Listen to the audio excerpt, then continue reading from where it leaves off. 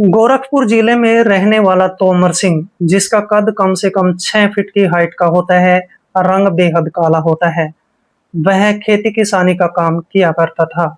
दोस्तों, जैसे ही आज के शाम के 4 बजे के आसपास वह अपने खेतों से अपने घर पर लौटता है, तो जैसे ही घर के अंदर प्रवेश करता है, तो उसकी नज़र उसकी बहू आरती देवी पर पड़ती है। आरती देवी जो कि देखने में बेहद खूबसूरत होती है, उसके शरीर की जो बनावट होती है, बेहद सुंदर होती है। और इसके बाद तोमर सिंह जैसे ही अपनी बहू को इस तरीके से, इस नज़र से देखने लगता है, तो उसके मन में अजीब ख्याल आने लगते हैं। और इसके बाद दोस्तों, वह अपनी बहू आरती देवी को कहने लगता है कि बहू, मेरे लिए थोड़ा-सा पानी गर्म कर दो। और इसके बाद उसकी बहू आरती देवी उसके लिए पानी गर्म करती है और फिर उसका ससुर तोमर सिंह जो है स्नान करता है। और स्नान करने के बाद दोस्तों, वह अपने घर के अंदर प्रवेश कर जाता है। घर के अंदर से वो बैंक की एक पासबुक उठाकर लाता है और अपनी बहू आरती देवी को कहने लगता है कि आरती, तुम इस पासबुक में ये देखो कि कितना पैसा है। आरती देवी उसमें देखती है कि उस पासबुक के अंदर 30 लाख रुपए दिखाई देते हैं। यानी कि इस तोमर सिंह के बैंक खाते में 30 लाख रुपए होते हैं। आरती देवी ने इतने पैसे अपनी जिंदगी में नहीं देखे थे। आरती देवी को लालच आने लगता है। और इसके बाद तो दोस्तों, आखिरकार ये दोनों ही एक प्लान तैयार कर लेते हैं। और जैसे ही रात के 9 बजते हैं, तो 9 बजे के आसपास आरती देवी और तोमर सिंह दोनों ही एक होटल में पहुंच जाते हैं। होटल में कमरा बुक कर लिया था और कमरे के अंदर जाने के बाद दोस्तों, कमरे का दरवाजा बंद कर लेते हैं।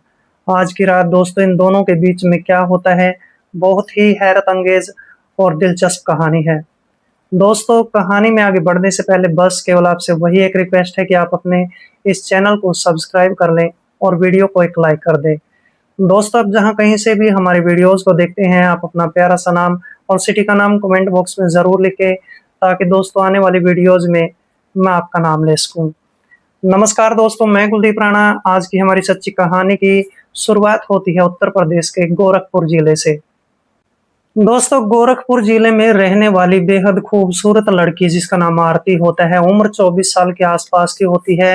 वह अपनी बीटेक की परीक्षा पास कर चुकी थी। बीटेक की उसको डिग्री मिल चुकी थी। और इसके बाद उसका सपना था कि वह कोई कंप्यूटर सेंटर खोलेगी और कंप्यूटर सेंटर खोलने के बाद वह अच्छा खासा पैसा भी कमाएगी। और इसके लिए उसका पिता 5 लाख रुपए का लोन लेता है बैंक से और फिर अपनी बेटी आरती का एक जो है कंप्यूटर सेंटर खुलवा देता है। अब इसके बाद आरती देवी हर रोज उस कंप्यूटर सेंटर पर सुबह के 9 बजे जाती थी, शाम के 8 बजे लौटकर आ जाया करती थी। कंप्यूटर सेंटर अच्छा चलने लगता है, अच्छे खासे जो है पैसे आने लगते हैं। उसके पास 30 से 40 छात्र पढ़ाई करने के लिए आया करते थे। दोस्तों, लगभग 15 से 20 दिन का समय गुजर जाता है। इतना समय गुजरने के बाद अब आरती देवी के कंप्यूटर सेंटर पर एक लड़का आता है जिसका नाम अजय होता है। अजय की उम्र 20 साल के आसपास की होती है। देखने में बेहद खूबसूरत और हैंडसम नौजवान लड़का होता है। अब जैसे ही वो अजय नाम का लड़का आरती से मिलता है, तो आरती को कहने लगता है कि मैडम जी, मैं आपके कंप्यूटर सेंटर पर कंप्यूटर सीखना चाहता हूँ। आरती जब उस हैंडसम नौजवान लड़के को देखती है, तो देखकर बड़ी हैरान हो जाती है, दंग रह जाती है, क्योंकि लड़का हैंडसम था। और इसके बाद आरती उसको कहने लगती है कि कोई बात नहीं, तुम कल से जो है कंप्यूटर सेंटर पर आना शुरू कर दो। और इस तरह से अगले दिन से ही अजय कंप्यूटर सेंटर पर पढ़ाई करने के लिए जाने लगता है। आखिरकार दोस्तों, लगभग 20 दिन का समय गुजर जाता है और आरती और अजय के बीच में अच्छी खासी बातचीत होने लगती है। दोनों में जो है कई कई घंटों तक बातचीत भी होती थी। बातचीत से दोनों में प्यार हो जाता है और जब दोनों में गहरा प्यार हो जाता है, तो बात शादी पर आ जाती है। इसके बाद दोस्तों, अजय अपने पिता तोमर से अपने पूरे प्यार की कहानी बताता है। तोमर सिंह भी बेहद खुश हो जाता है। दूसरी तरफ आरती अपने पिता से बातचीत करती है। वह कहने लगती है कि मैं एक लड़की अजय से शादी करना चाहती हूँ। आरती का पिता तुरंत मान जाता है और इस तरह से एक दिन ऐसा भी आ जाता है जिसमें अजय अपने पिता तोमर को लेकर इस लड़की के घर पर चला जाता है। दोनों जैसे ही घर पर पहुंचते हैं, तो अजय के पिता तोमर सिंह की नज़र जब इस लड़की आरती पर पड़ती है, तो इसको देखने के बाद तोमर सिंह इसको देखकर दंग रह जाता है। वह सत्ते में पड़ जाता है, उसको लगातार देखने लगता है। तोमर सिंह की नीयत यहाँ पर खराब हो जाती है। लेकिन दोस्तों तोमर सिंह कहने लगता है कि मैं चाहता हूँ कि इन दोनों बच्चों की जल्दी से जल्दी शादी कर दी जाए। लगभग दोस्तों 15 दिन का समय गुजर जाने के बाद आरती और अजय दोनों की शादी भी हो जाती है। और जैसे दोनों की शादी को लगभग 6 दिन का समय गुजर जाता है, तो इसके बाद अजय के पास एक लेटर आता है और उस लेटर में लिखा होता है कि अजय फौज में सेलेक्ट हो चुका है और उसको ट्रेनिंग करने के लिए बाहर जाना पड़ेगा। और इस तरह से दोस्तों ये जो लड़का अजय होता है अपने ट्रेनिंग पर जाने के लिए तैयार हो जाता है। और आखिरकार दोस्तों 7वें दिन अजय अपनी फौज की ट्रेनिंग के लिए अपने घर से निकल जाता है। दोस्तों इसके बाद घर में रह जाती है अकेली रात आरती और साथ में उसका ससुर तोमर सिंह। तोमर सिंह जिसकी उम्र 48 साल की थी और जो अपने खेतों में कामकाज किया करता था। अभी वह बिल्कुल जवान ही दिखाई देता था। उसका रंग बेहद काला था, 6 फीट की हाइट का बिल्कुल दैत्य दानव जैसा दिखाई देने वाला इंसान होता है। जैसे उसका बेटा फौज में ट्रेनिंग के लिए चला जाता है, तो यहाँ पर तोमर सिंह बेहद खुश हो जाता है। लगभग 1 सप्ताह का समय बीत जाता है। इस दौरान तो तोमर ना तो आरती देवी को कुछ कहता है और ना ही आरती देवी की कोई बात टाला करता था।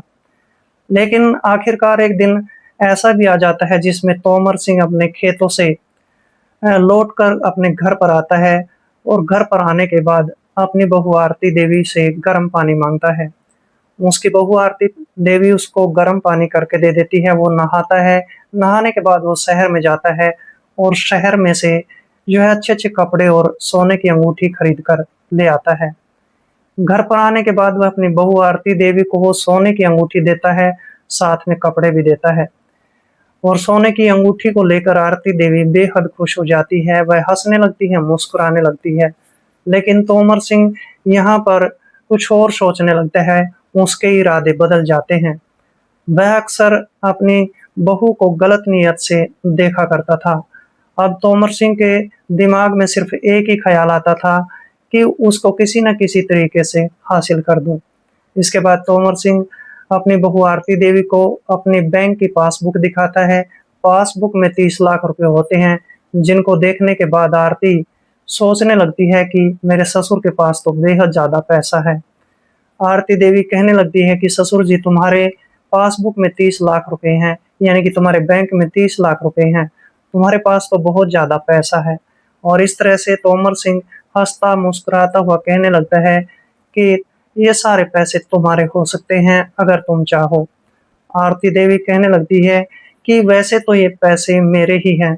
लेकिन तोमर सिंह कहने लगता है कि ये पैसे तुम्हारे नहीं है, ये सारे पैसे मेरे हैं, ना ही ये मेरे बेटे के हैं।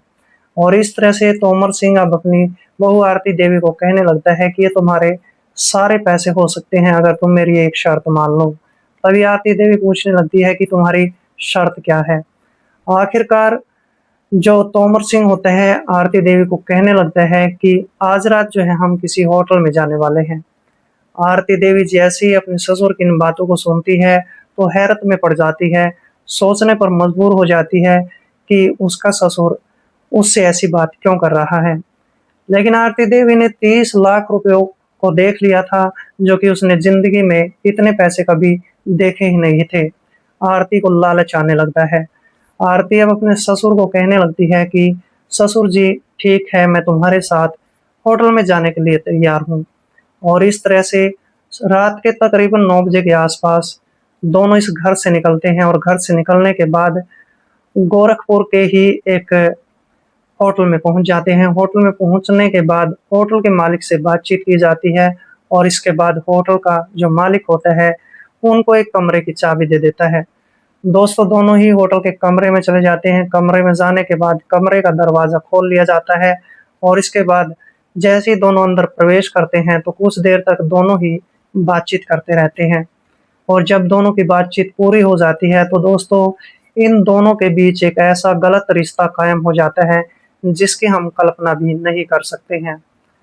और जैसे दोनों का रिश्ता बन जाता है तो दोस्तों रात के 10 बजे के आसपास ये दोनों इस होटल से निकलते हैं और फिर से अपने घर पर लौट आते हैं। आज आरती देवी बेहद खुश थी क्योंकि उसको पैसे मिल चुके थे। इसके बाद तो आरती देवी अपने सेंटर पर काम करना बंद कर देती है। हर तीसरे चौथे दिन अपने ससुर तोमर के साथ होटल में चली जाया करती थी। वहां पर समय गुजार आया करते थे और समय गुजारने के बाद घर पर लौट आया करते थे। तोमर सिंह भी खुश रहने लगता है और उसकी बहू आरती भी खुश रहने लगती है।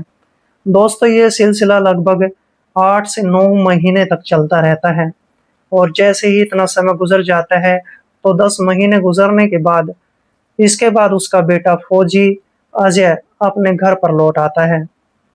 फौजी अजय जैसे ही अपने घर के अंदर प्रवेश करता है तो अपनी पत्नी आरती को देखकर बेहद खुश हो जाता है और उसका पिता तोमर सिंह भी बेहद खुश था। लेकिन अजय यहाँ पर नहीं जानता था कि तोमर सिंह क्यों खुश था और उसकी पत्नी आरती भी क्यों खुश थी। वो सारी बातों से अनजान था। आखिरकार दोस्तों, जैसे ही शाम के 6 बजे का समय हो जाता है तो आरती अपने पूरे परिवार के लिए खाना तैयार करती है। फौजी अजय बड़े अच्छे तरीके से चाव के साथ खाना खाता है। इसके बाद तोमर सिंह से बातचीत करता है, अपनी पत्नी से भी बातचीत करता है। बातचीत करते करते लगभग रात के 9 बजे का समय हो जाता है और इसके बाद अजय फौजी अपनी पत्नी आरती को लेकर अपने बेडरूम में चला जाता है और तोमर सिंह अपने अलग कमरे में जाकर सो जाता है। लेकिन दोस्तों, जैसे ही सुबह हो जाती है तो सुबह के समय जो फौजी अजय होता है उस घर में उसकी लाश पड़ी मिलती है।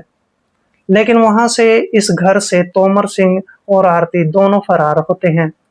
जैसे ही सुबह के 9 बजे का समय होता है तो अजय का एक दोस्त जिसका नाम सुनील होता है वो अपने दोस्त अजय से मिलने आता है, क्योंकि अजय फौजी काफी दिनों बाद फौज से ट्रेनिंग करके लौटा था।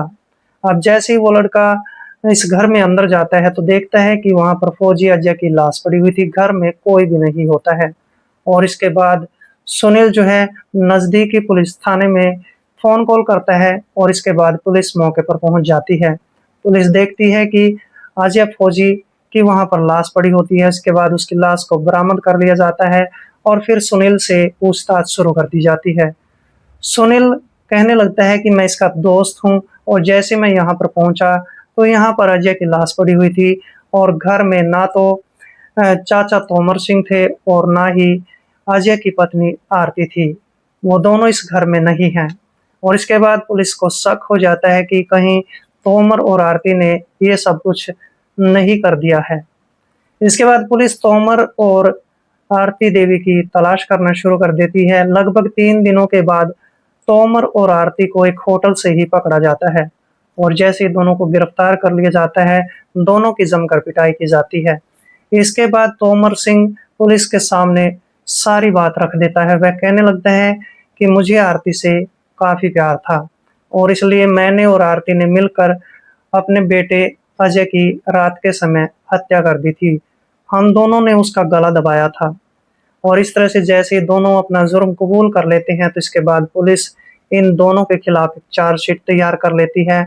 और दोस्तों, 6 महीने का वक्त गुजरने के बाद 24 जून 2021 को इन दोनों को उम्र कैद की सजा सुना दी जाती है।